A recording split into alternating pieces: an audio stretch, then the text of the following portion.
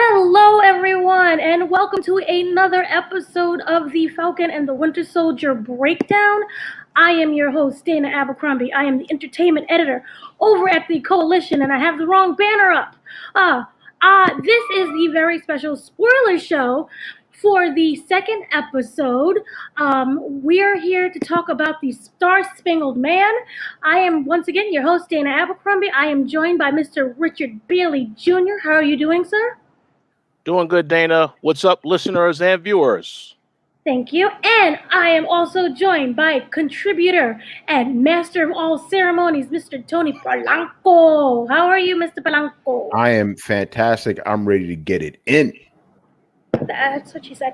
All right. So let's start off. This was, honestly, I thought this was going to be a really kind of simple, easy, breezy episode, only around 40 minutes or so. But this had layers upon layers upon layers. And we're opening up with John Walker. He's at his old high school. He's kind of adjusting to being Captain America. It's a big moment for him. He explained he met a lot of people, and he's just trying to make sure that he's doing the job right.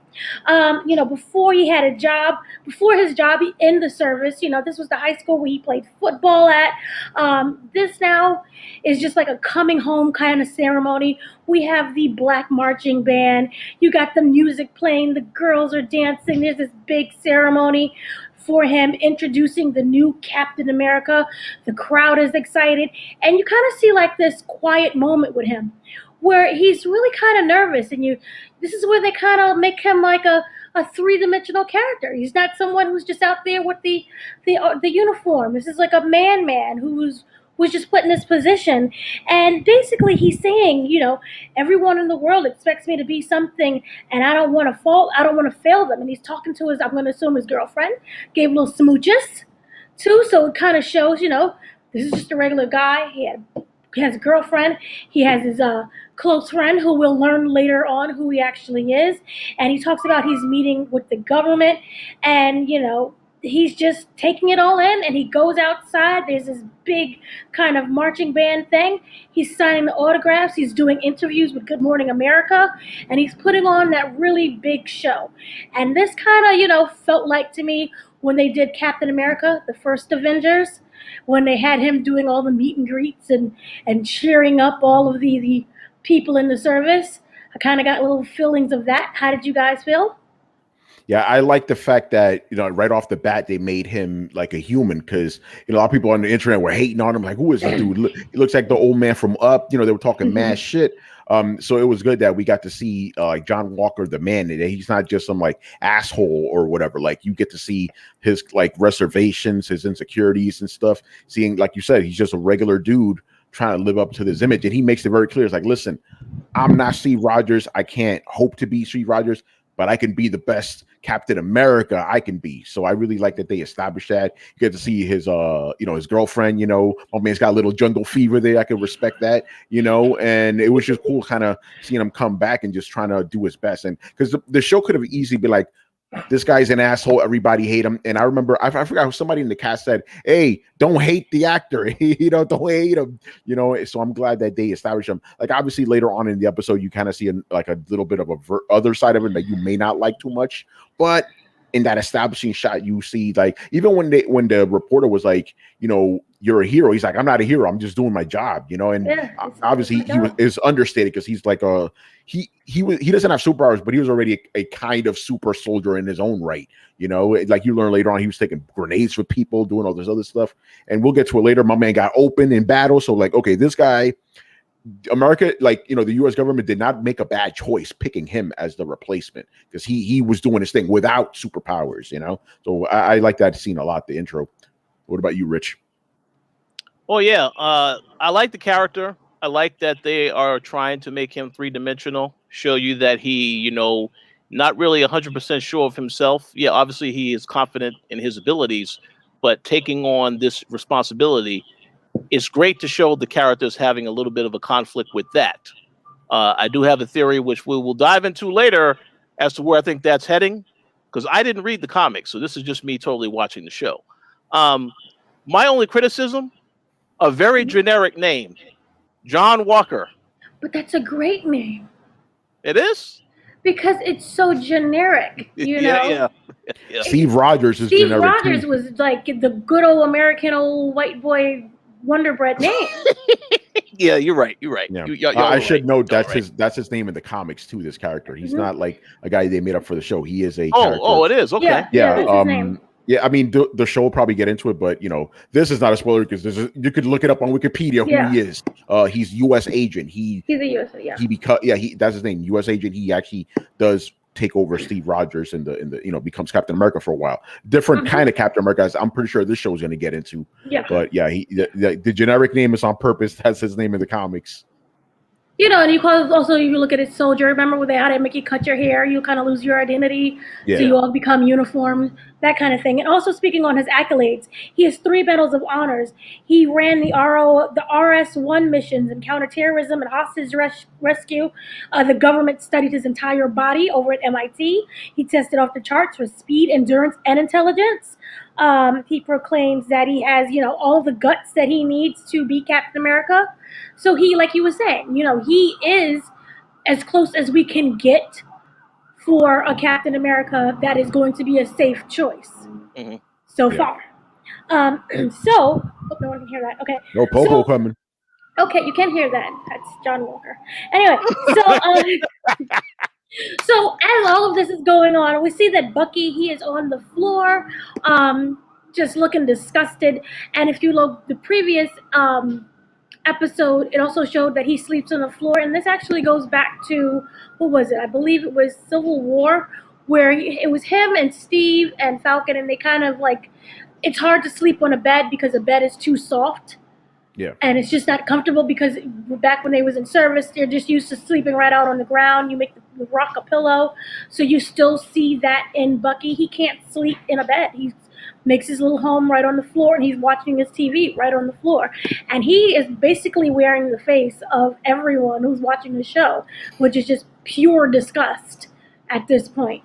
And basically, you see that, you know, Bucky is really angry that Sam gave up the shield, and he calls it heartbreaking. And he says to him, you know, he comes to him when Sam is over, and I think doing whatever it is. He's about to prepare to go off to do another mission, and he kind of just storms right in. It's amazing where he can find him, but he storms right in, and he's telling him, this is heartbreaking, and you know, how dare you? You should have taken up the shield. And this was a really interesting point where he says, Sam turns to him and says, "You're not going to tell me about my rights."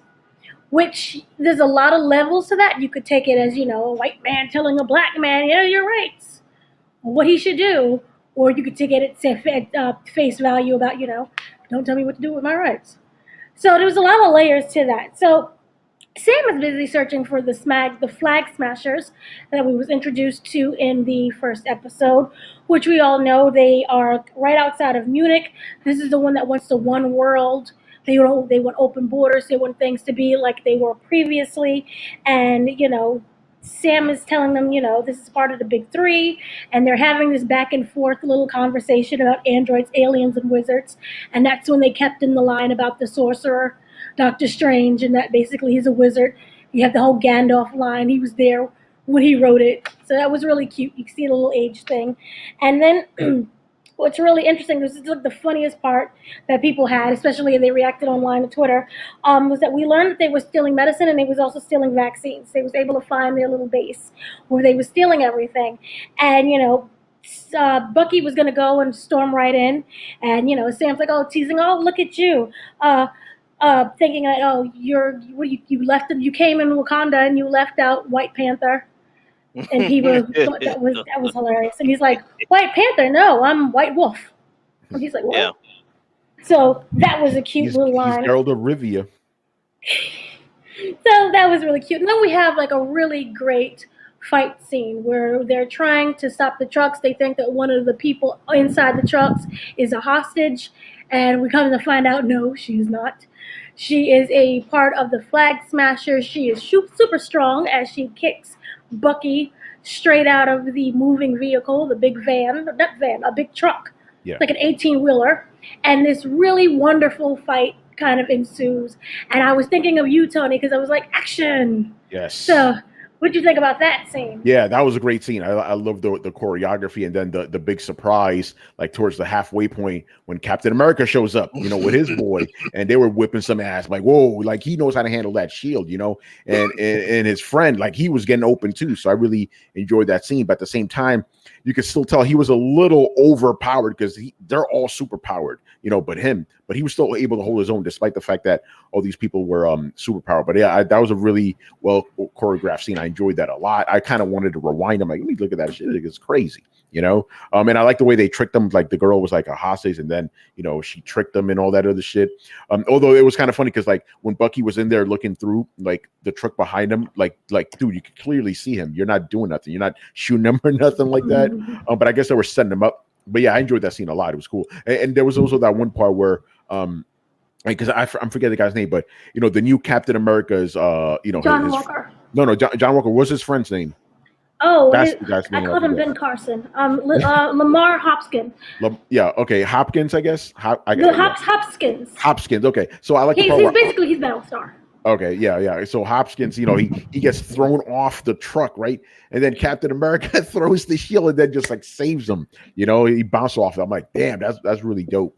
Like the timing he had to do for that. So definitely showed his skills off, even if he was a little overpowered. But and then we'll talk about the scene after because I thought that scene was funny because Bucky and Falcon were hating, But I want to get Richard's thoughts on that scene, the action scene. I let me just say this. I don't know who the action choreographer is for this show, but this is the perfect person that they've hired for this particular role. It's the same person? The same people from Civil War. Nice. Wow. They worked from them from the very beginning. That was a very, very smart decision. The action was fantastic. And it's not really just about the shots of, they're fighting on the trucks. They had that one shot where there was where Falcon was flying into a car and they used a different camera view. Yeah, man, this is on another level in terms of the quality of the action. It leaves you on the edge of your seat, so to speak. So you can see everything. Yeah, exactly. You can see everything, and I did like when Captain got involved, and because up until this point, they had the little one scene where they were talking about his backstory and they show him practicing with the shield, but to see it in action where he's knocking people back, that was awesome as well. So yeah, it's great. I didn't have any issues with that. It really brought me deeper into the show. So thumbs up. And you could also see the dynamic of the two teams, how one is kind of like wonky, but they're getting there. Mm-hmm. And of course we have Falcon and Bucky who are, right there. Much as they hate each other, they're really great in sync. They're still spilling out those little banter moments, and the guy's hanging on to like barely a wheel, and they're still able to sit around and fight. And you have the other group kind of they're getting used to it, but they're holding their own for a team that essentially came together in a couple of months. Unless you're going to say the government has been planning since they couldn't find Steve.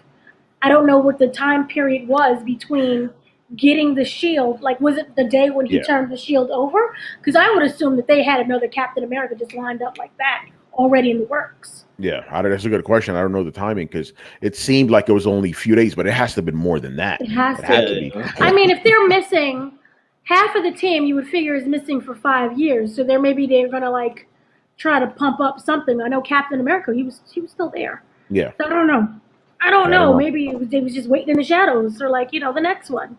Because they're just soldiers after all. They're going to just keep spewing them out. So after that whole thing where, they're fighting with the super soldiers and they have a nice little banter, we see that they want to team up together. And you could see Bucky is like, no. He just stares at him. It's like, no, we're not going to do that. And you could see that they're trying to leave. And, the other team comes, which would be... sorry, I'm losing names. John Walker and Hopkins. Walker and Hopkins, they're in the kind of like the Humvee thing. Yeah. They're driving down that road and they're trying to say, like, let's team up. No, we're not going to team up. I don't even know how you even got here. And this is a really important scene because John Walker kind of responds very smugly. There's a lot of layers to what he says. We hacked Red Wing, which is Falcon's little Red Wing sidekick. And he's saying, oh, you just hacked my equipment. He was saying, no, it's the government, and we're the government. Yeah. So we can do whatever we want to. Mm-hmm. We own you. We're the government.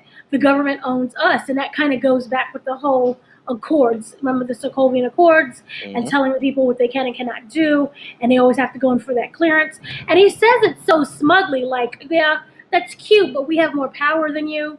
And you could see the dynamic, just more of that tension just keeps going and going. And so, like I said, they were saying that you have no rights and that they're the government. He goes and explains to the GRC, which is the Global Repatriation Council. They're ahead of the Social Security, healthcare, citizenship. So basically, what they're explaining is within that 5 years when everyone disappeared, they lost everything. It's not just your house or your loans. You lost your ID. You lost your citizenship. That goes back with the whole open borders thing. You lost, basic Social Security benefits that you would have gotten, healthcare that you would have gotten, so many things that people rely on the government that they just completely lost. And so the government itself is now trying to rebuild again. So I thought that was also an interesting moment. And how he was explaining that they are trying to keep things stable. So they work for that government because there are parts of groups like we see with the Flag Smashers who wants to cause that disruption, who wants to go back to things that's, chaotic, where there isn't that kind of control of the government. And they're considered themselves to be, the stabilizers, and that they're there to fight against the violent revolutionaries. And Sam says usually that's said by the people with resources. And I took that as like multiple levels, the ones who are always being kept down are always the ones who say they have the resources. Not sure how you guys felt about that line, but maybe I'm reading into that, but that's how I kind of took it. And then, he's responding, yeah, we got a lot of resources. And he's like, you could still see that Bucky nor Sam is really buying into this. It's kind of making it more like disgusting, and he wants to stay away from that whole thing.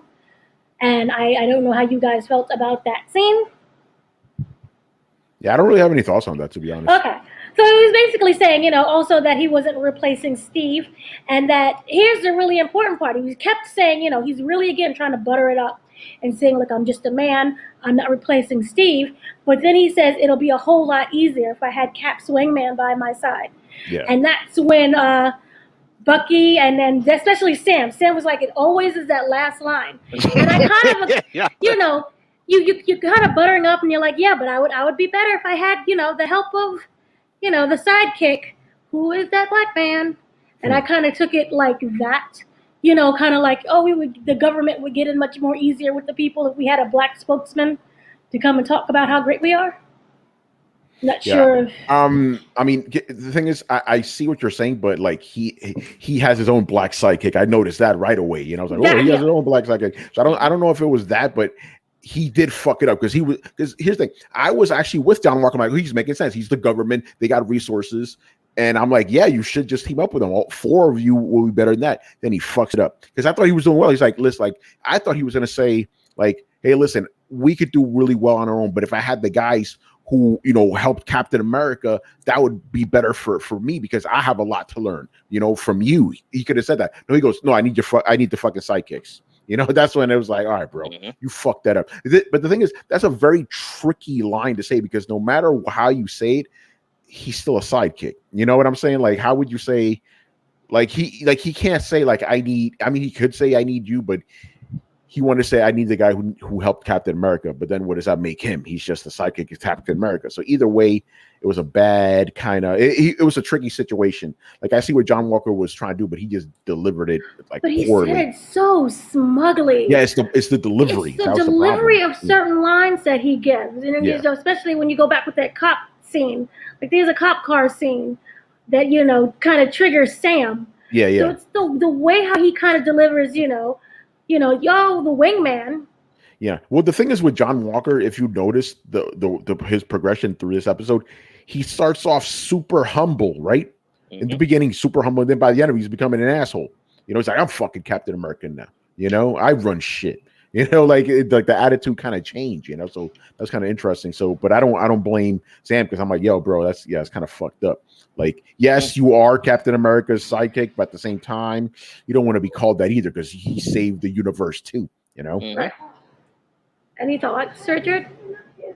Yeah, well, you unpacked it a lot of, and I'm gonna try to stay on course with what I was gonna say. Yeah, he treated him very smugly with the delivery of what he has been saying, and I did instantly go back to the scene you mentioned with the cop car, and the mention that he said, "Yeah, well, you need to get it, you stay out of my way."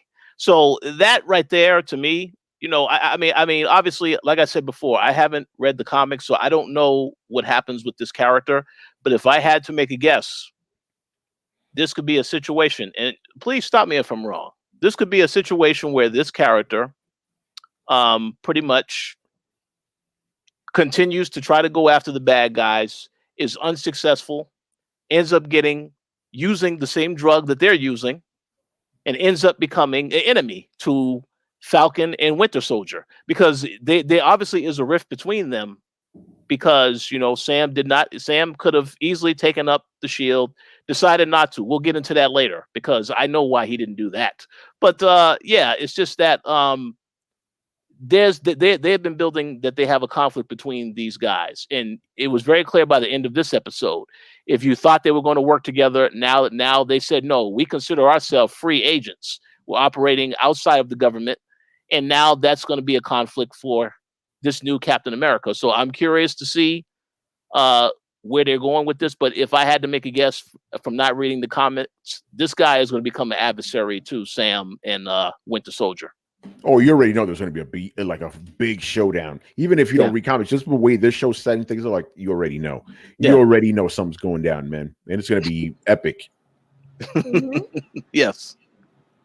So the Flag Smashers, they got away. They end up going to a safe house. Carly, who is the kind of the redhead girl who was inside of the van truck thing, she starts getting messages saying that you took what's mine, I'm going to find you and kill you. At this moment, I'm like, wait, did they break away from another group? And I'm like, no, it just could be the government.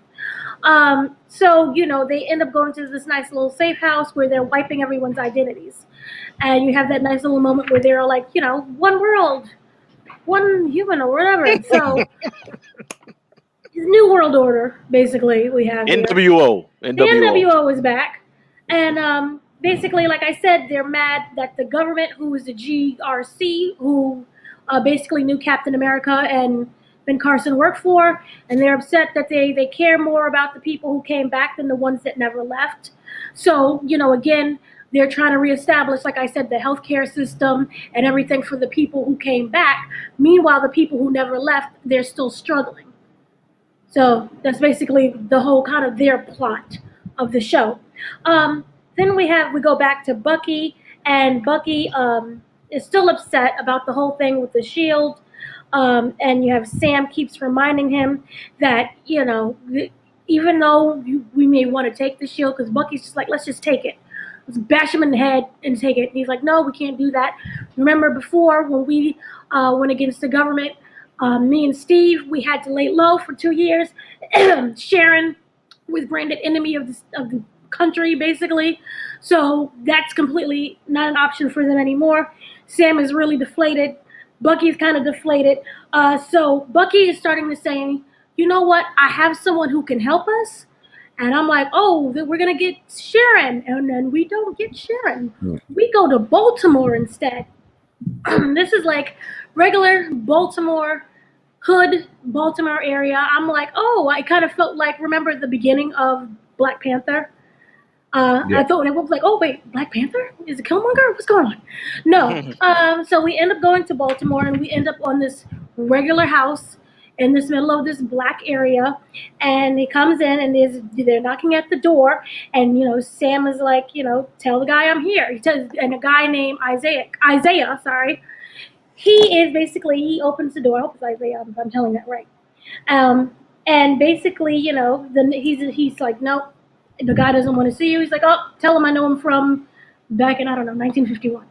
So he goes in, and you see this really regal kind of like black man. He has a personality. So that's him right there, and he's saying, "Oh my God, he's like really in shock that he's alive." And basically, he's saying that we have a group. They're the Flag Smashers. He's explaining what's happening, and this guy is not having it at all. He is very upset. He is very angry. They fought. The backstory is they fought during the Korean War, and this is a mind-blowing thing that even Sam was like, "Wait, what?" He was kind of the first black super soldier. I'm going to assume that this was right during the time period when they tested Steve Rogers. They was testing a bunch of people. It was afterwards. It was afterwards? Yeah, it was after he already was frozen. Oh, okay. So then 51. Okay, then that would make more sense. So yeah, because he was frozen in 45. Okay, so then after the whole Steve Rogers and it was successful, they tried the experiment on other people, and they tried it on this man here, and he was a black Falcon. Sorry. And that he fought during the Korean War, and that he took out Hydra, the U.S. military. They sent him to fight the Winter Soldier, so that's why they know each other. And he put up a really good fight. He's saying, he damaged the arm as well, and he was shocked that they gave the arm back. That's really why he wanted them to see him. He was like, oh, they gave you another arm, that kind of thing. You could still see that he had this sort of resentment. And I was like, oh, well, why? Is it because he fought? And then he goes into this story that says, basically, Bucky is saying, I'm not a killer. I'm not here to hurt you. I'm sorry about everything that happened. Sam is like, what's going on? And Isaiah responds with, you think you can wake up one day and decide who you want to be. It doesn't work like that. Well, maybe it does for folks like you. Mm. And he begins to tell him that they put him in jail for 30 years. And that people ran tests, they took his blood, they was coming to his cell day and night, and that even Hydra wasn't done with him. So after the U.S. government was done, they sent Hydra was doing experiments. And that had so many layers to that one scene, and Isaiah then goes and kicks them out the house. And this is when Sam kind of explodes with like pure anger. I don't know how you guys felt about that. Anyone want to speak on that one moment? Yeah, well, first I got to give a shout out to Carl Lumbly. This guy is a legend, right? For you guys who don't know, he was actually the voice of Martian Manhunter in Justice League Unlimited. Great actor, and also back in the day, when we talk about black superheroes, he was on the show. I think they only had like 5 episodes, but I loved it. It was called Mantis on Fox. And what was cool about him, he was like a black superhero that was also disabled, but he wore this like body armor, like kind of like Iron Man suit that helped him walk and stuff, and he fought crime. Dope show, like he always had that deep voice, like Montes, So when I saw him, I'm like, oh, that's my man right there, and just the fact that he was playing like the first black super soldier, that was really good. A little bit different than the comics, because I believe in the comics, like they experimented on a black guy first, and then they gave the stuff to Steve. I think it was like that, because how it is, like they're gonna experiment on the black people first. That's real. That's real, And then you saw his grandson, right? You already know he is Patriot, right? In the comics, I believe. The Young Avengers. So in the Young Avengers, yeah, my man right there. See right there, his name is Elijah Richardson. That is his real name. Patriot. There we go. He plays Eli Bradley from the Young Avengers, who ends up being Patriot. Yeah. So that's dope. That's dope that they're just tying all that in there. They're layering. Yeah. Universes. So I enjoyed that very much. I also like the little scene outside, with the cops show up. They're like, yo, is he bothering you? It's like, yo, bro, really? And one cop has to show up. Yeah, one cop shows up like, yo, that's Sam Wilson, bro. And he was like, oh shit, my bad.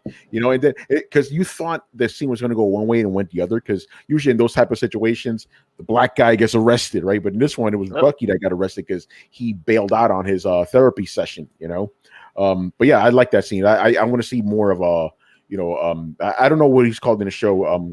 What's his name? He's Carl Lumbly. What's it? Martian Manhunter. What's his name on the show? What do they call him? Isaiah. Isaiah. Okay, so I hope Isaiah.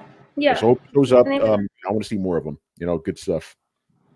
And also really quickly, just wanted to touch on Elijah, or basically Patriot for a moment, who is Eli Bradley in the show. It's a really interesting to see how Marvel is layering. They're giving you deepened characters that we've already known for 10 plus years, and they're giving you deeper storylines while also building new ones. So he is part of Young Avengers, which will be a part of what we saw in Hawkeye and we saw with Kamala Khan and with Cassie. I forgot her last name, but she's Ant-Man's daughter. Yeah. Mhm. So they're building, they're putting in little sprinkles of seeds to build in for the future while just taking the established characters that they have and not overwhelming us like some studios do. Some With like studios. 20, like with I wonder 20 why. characters. I wonder who they could be. 20 characters that never been established before. They just throw at you. Yeah, so they just, give you a big fight scene and you're supposed to know what's going on. So, yeah, so that was really good. And then as you jumped ahead, so he's explaining, Bucky is basically the keeper of all secrets. He knew about what he did to Iron Man's dad, and he knew about the other experiments that was going on with the super soldiers. And, again, this goes back to a black man.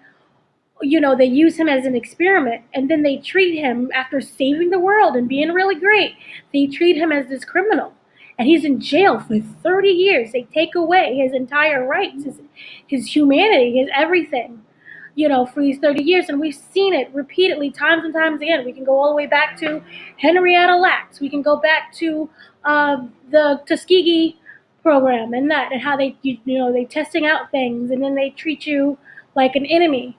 So you can clearly see why Isaiah would have this pure kind of resentment and also hate for what's going on. Like, you fight your own battles. I'm done. But as you said, Tony, I do hope he returns in some form or fashion. So that was just a really great scene there.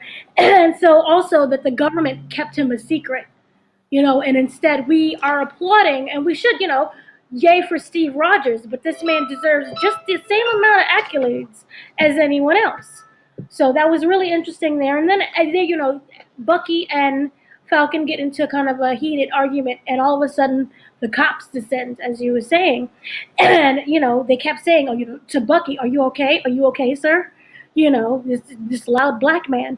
And I skipped over something that was really important. When they first arrived in Maryland, Sam runs into a kid who calls him the Black Falcon. Yeah, Black Falcon. Yep. And he's like, well, I'm not a Black Falcon because I'm black and the Falcon. He's like, yeah. He's like, well, do I call you the Black Kid?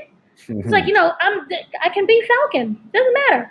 And that completely mirrors the scene that happens with the cops. They're ready to arrest him. Bucky, are you okay? Pure white man, is he all right? He's yelling at you. Do you need assistance? And all of a sudden you see two cars. And you're like, what? Because there's a loud argument that's going on? Yeah. And they just, suddenly come.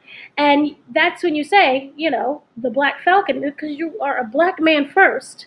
Yes. And then you're the Falcon. And then he says, oh, I'm sorry, I didn't recognize you without your goggles. And you see that so many times, what you would hear about NBA players, NFL players. Oh, I didn't realize that was you. I didn't see you. You wasn't in your uniform. Yeah, that's right. Let me make a quick comment here. Mm-hmm. I have to say, I really like how Marvel is humanizing this particular issue, because we saw it in the last episode. My man couldn't get a bank loan. The guy is sitting up in here. Hey, wait a minute. You're a Falcon, right? Yes. Oh, so you want a bank loan? Oh, well, I'm sorry, I can't do that. Take some pictures for me. Pictures. Yeah. Dance for me first. Exactly. So that I'm glad that they are not shying away from that. And then the whole interaction with the cops, yes, because I know people. There are people, my friends who I went to school with, that has happened to them multiple times. Wasn't doing nothing, just getting pulled over just because. So I'm glad that they addressed that. And even though this guy is a hero, it's like still not really getting the recognition that he deserves. I'm glad that they are honest about that, because I feel like even as a celebrity, I'm pretty sure this guy has gotten stopped before by the police. A lot of people get stopped for just all types of reasons, but I'm sure that this. I'm glad they put it in there to show you that this thing does happen. It does exist. To keep it real, don't hide any of the true facts about it, because minorities, yes, get treated wrong in a lot of ways in the world we live in today. So I'm glad they're remaining honest about that. Yeah, it was almost hand holding Bucky. You know, are you okay, sir? Do you need assistance, sir? Is he scaring you, sir? Yeah. So, and then also was a really interesting thing was the cops, when they did arrive, they asked for, Sam, show you, where's your ID? Where's your ID, sir? And he's like, I'm not showing you anything. And he's kind of like cursing and he's getting angry. And I'm like, oh my God, this is a really human moment. And then, Bucky turns to him and is like completely oblivious. And is like, just show him your ID. So that was a really interesting, how different reactions and how it kind of reflects today. What's the problem, sir? Just show me your ID. And not realizing what's really the undertone there.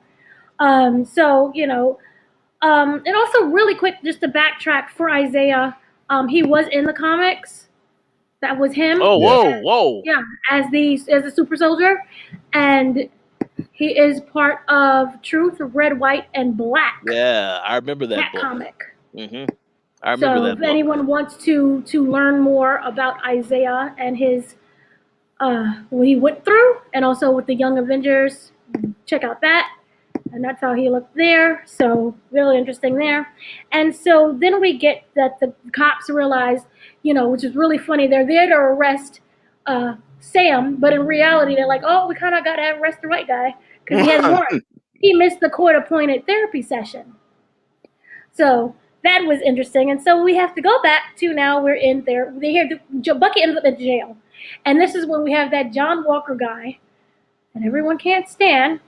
And he's there and happy and smiling, and he's there. Oh, don't worry, I got him out.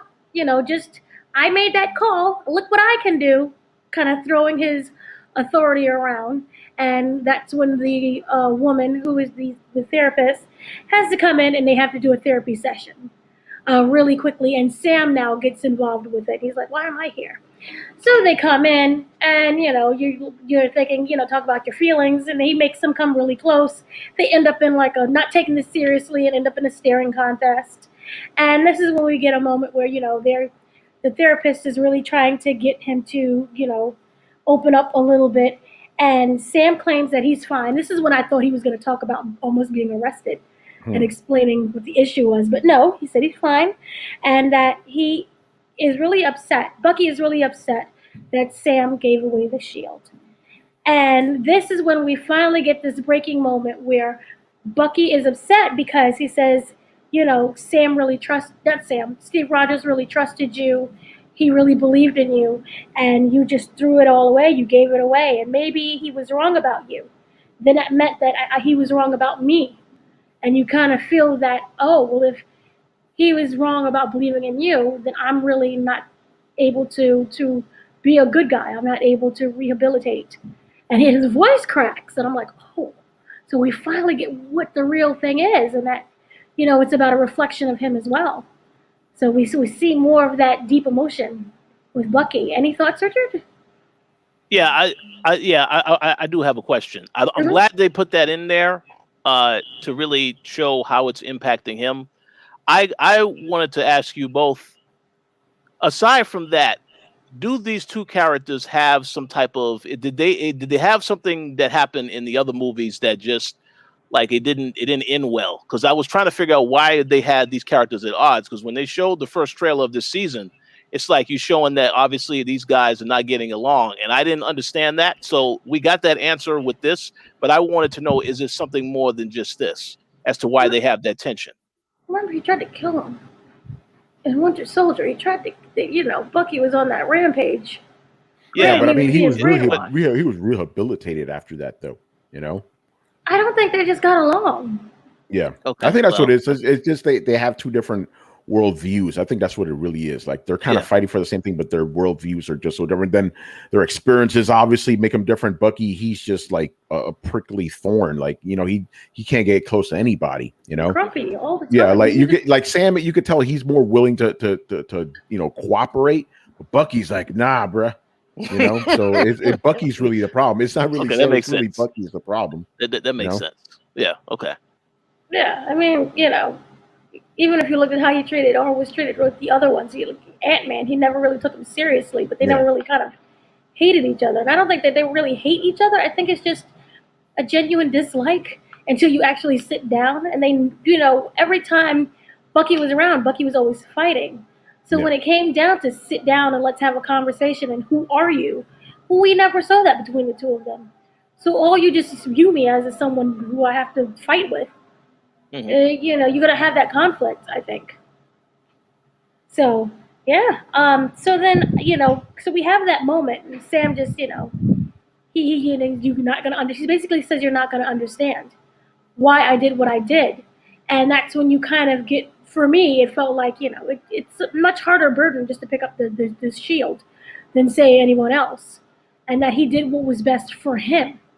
And he kind of is angry with his decision because of the outcome, but you still feel he's not willing to just take it back up again.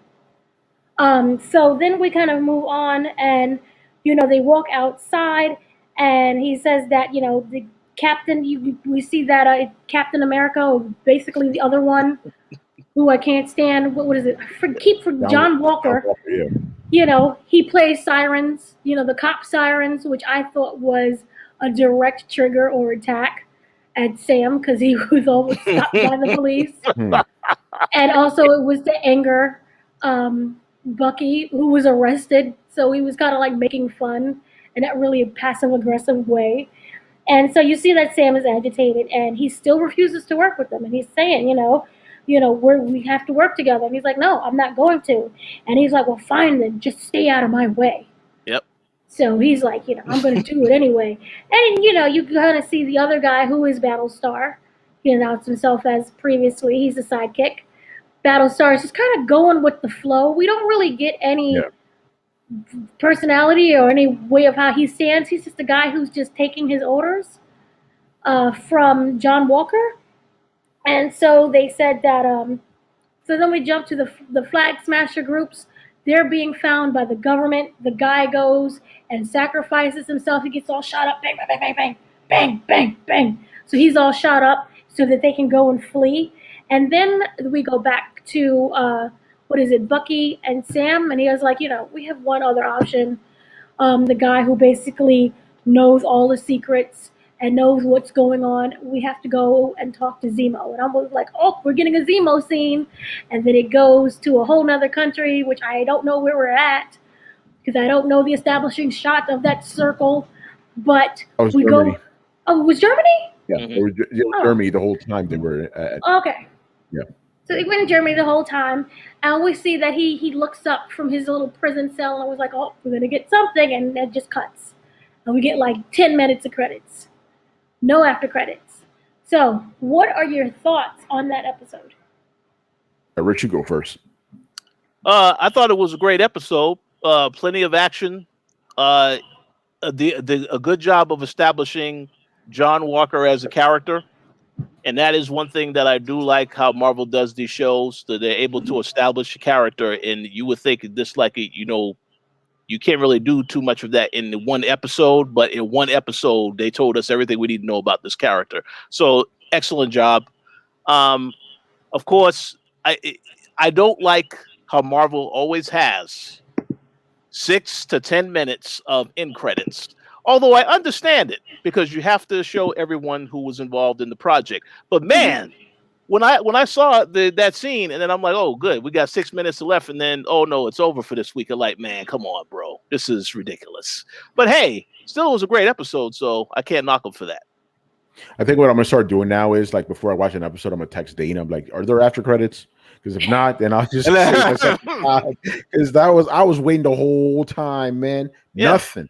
But the thing is, at the same time, you got to watch out because WandaVision, they didn't usually have them, and then they throw a surprise at you. So you got to be careful. The episode was great. Love the action, love the interaction between the two guys because again, they're so like their personalities are so diametrically opposed, but they're working towards the same goal. So it's kind of interesting. Then seeing the lead up with John Walker and then that team with them, like it gets me thinking like, yo, what kind of battles are they going to have? And then, more of the history of the super soldier serum. And then, of course, the big mystery is like, how the fuck did you get the super soldier serum to work on these randoms? Like, you've been trying to get the shit to work for 80 years. hasn't worked on anybody, and all of a sudden these fucking chuckleheads could use it. Like, so it's like, okay, how is this working? So definitely interested in that, and I'm pretty sure as the season progresses, there's only 4 more episodes. It's just going to keep ramping up, and you know it's going to be good. So yeah, this episode was great, and I don't think we're going to have a sleeper like, oh, this episode's right. I think they can just keep ramping it up because it's only got 6 episodes to work with, so they got to just get it all out there. So yeah, episode was great. I'm looking forward to the next one. Yeah, it was really great. There were so many layers. They established so much. We still got the super serum, like you said. Don't know how that's working, but clearly, and a whole bunch of people. It's not like one person. It's like a whole bunch of people are able to take it and not die in the process. Yeah. So that was really interesting. And then you have the whole thing with the Isaiah and what's going on with him. And then, like I said, we have the Young Avengers. That's how he looks. So they cast the right guy. You see the freckles and everything. Yeah. I mean, got the waves and everything. You got the waves. You got the freckles, and you can see right there the freckles. So really great casting. They're building so many things, and it's like, what was it, around 40 minutes, and they just established so much. So they did a really great job. Yeah, Richard? 40 minutes of an episode, 10 minutes of credits. But you gotta get all the names out there. Yeah, Tom catering, that's very important. Episode couldn't have been done without him. I'm being an asshole like John Walker right now. You are terrible like John Walker. But they definitely deserve to get recognized, because with Avengers, after that, the 10 years long arc, building up every single character and then having them come full circle in Avengers. Now you can see, well, they also are capable of doing this in a smaller period of time. Mm-hmm. Because they established everything, so they can fill in all of the holes and fill in all of the blanks. Mm-hmm. And then keep going on. So that, I thought that was really good. And that John Walker, like you said, it did a really great job. He came out really humble. And then, like, at this last scene, he looked so smug. And he's letting his beard grow too. He's like, fuck that. He's like smug. He's like, yeah, look at me. And again, you have not seen this, and I recommend you watch it, Tony. He's reminding me of Stormfront. Yeah. Is he the asshole from the boys, right? Like he's the super asshole. Yeah. You read the comics? Yeah, I read the comics. Yeah, you know who Stormfront is. Yeah. It's like, it's been like fucking 15 years since I read that book, But Stormfront was like, it's supposed to be your neighborhood superhero, and turned out was like a Nazi. Mm-hmm. Fantastic show. And we already have established Nazis here, and he looked like he's already working for the Flag Smashers. Yeah. I mean, I don't know what the show's going to do, but John Walker, spoiler, he's not a Nazi. He's not a Nazi. He's a very passionate patriot. He's a very passionate patriot. But there is, and the reason why I keep saying this is because I interviewed Malcolm Spellman, who is the writer of the show. And we talk a lot about, today's events. How this covers Black Lives Matter. This covers everything that's going on with storming the Capitol. So, it's a lot of similarities and comparisons. So, I'm not saying he's a Nazi. I'm just saying, he's. Oh, he would be one of the guys storming the Capitol. He would be. I'm just saying. Planned it. January 6th, he was right there leading the charge. Yeah, he was. I'm just saying. But so they did a really great job with this episode. Anything else? Any tidbits? Anything else you want to say, Richard? Oh no, looking forward to episode 3. Excellent job so far on the show. So Marvel, get a thumbs up for that. Yep. So thank you for listening to us. This has been the second episode, the very special Star-Spangled Banner. What is it? Star-Spangled Man. Wait, I just butchered that. That's it. Star-Spangled Man. Star-Spangled Man episode, which episode 2, and we will be back for episode 3. There's only 6 episodes. We're almost at the halfway mark. Crazy. We got Sharon. We got Zemo coming up. Might be some more surprises. Maybe the guy comes back, the Black Super Soldier. Maybe Eli, but we'll have to wait and see. So thank you for joining us. Once again, I am Dana Abercrombie, the entertainment editor over at the Koalition. Richard, any final words? Any plugs? Oh, thank everybody for checking out the show. Definitely check out our fun discussion for Justice League, Zack Snyder edition. That was a fun podcast. Yeah, continue to check out the content we're bringing because there's a lot more things coming. But thank everybody for their continued support, the new subscribers, the comments, etc. We look forward to doing more content moving forward. By the way, I want everybody to know that you see our names on there, right? That's actually Richard's given name, like on his birth certificate. Like he says Sir Rich a lot. Like, that's his actual name. No. Oh no, but that is a gamer tag though. Gamer tag. Yeah. Because I'm like, yo, we're using our governments over here. You're over there. It's a fucking gamer tag. Rich, man, you're the best, bro. But yeah, listen, if you guys want to check me out and you're respectful, because my Twitter is always on fucking fire these days, hit me up on Twitter at Romudeth, ROMUDTH. Check out the bio. I write for PC Mag, Laptop Mag, Tom's Guide, and I host Throwdown Show every Thursday and Sunday at 10:30 p.m. Eastern. Thursday is a show where we cover all the week's gaming news. Yo, this week was crazy. Monday alone had all the gaming news, So we do that. Check out the latest episode right up on the Koalition. And throw down your questions every Sunday where we answer your questions. So good times, man. I'm looking forward to doing the rest of the season. It's going to be dope. Great. And then also I have interviews with the writer, the director, Bucky, Sam Wilson, all the actors, except for Sharon and Simo. But we're working on that. So that'll be posted up throughout the week as well, trying to spread them all out. So we'll have that. There's more interviews coming. Kevin Feige, he's already up on the site. You can check that out as well. We had the cast interviews as well. Could not get the video for that. Don't be mad at me. Blame Marvel. But we got that as well. And there will be more talks. Don't forget, there's Godzilla, Mortal Kombat, and everything else coming. Godzilla next week. The Suicide Squad.